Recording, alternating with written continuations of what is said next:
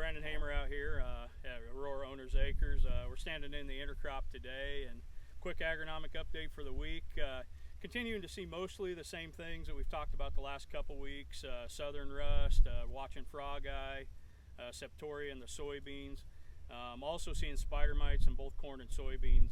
They haven't run up much at all. I just was in a couple fields this morning where they've jumped to the top of the plant and moved well above the ear leaf, and soybeans where they're at the top. So there's still treatments going on also for the southern rust, just watching for some re-infestation on treated fields, or making sure that if a field hasn't been treated that it's staying clean. So insect wise, also, you know, it's that time of the year where we're getting the good old picnic beetles or sap beetles feeding on the tips.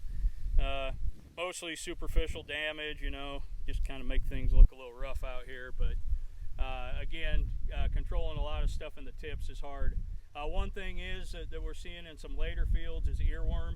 The earworm flight has picked up here a couple weeks ago, and so we're really starting to see a fair amount of earworm showing up in some of these ears. And the corn that's less mature is kind of, they're getting in the tips and doing some feeding there and then causing some damage. So watch those late planted fields if you have any of those, because the earworm has an opportunity to cause some damage there. But the thing I wanted to highlight this week is, you know, everybody kind of wants to know where's the finish line. I know, you know, we want 2020 to be over with for various reasons, not the least of it's just been a long year farming, and you know, we've been irrigating for a while here in a lot of areas. So where's that finish line? Well, our intercrop here was planted approximately May 1st, and we just crossed about 2,050 GDUs here yesterday.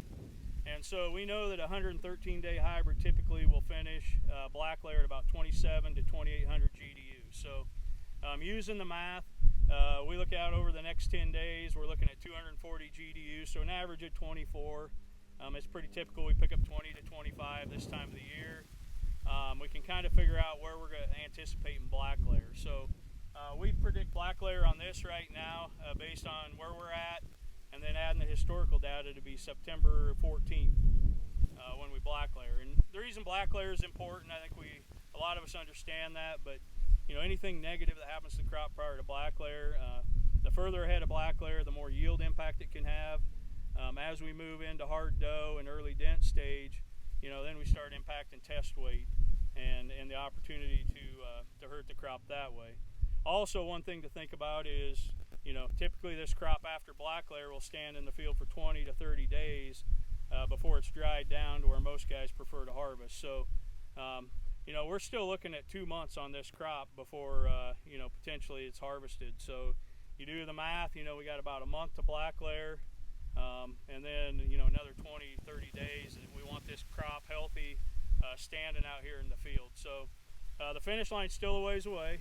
We're getting closer every day, and things overall are looking pretty good. Looks like we have some pretty good potential. You know, we're pretty happy with most of the stuff we're seeing out here. Obviously, we had some wind damage, but we are seeing our ears. We're getting a little bit of dent here. You know, I know sometimes guys think dent means it's getting close to black layer. That's not true. As we look at these kernels, you know, we can still squeeze some milk and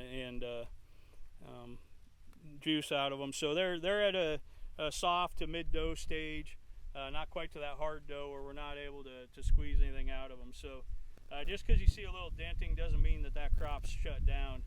Make sure we keep going after it. So on the soybean side, obviously we're filling pods here pretty good.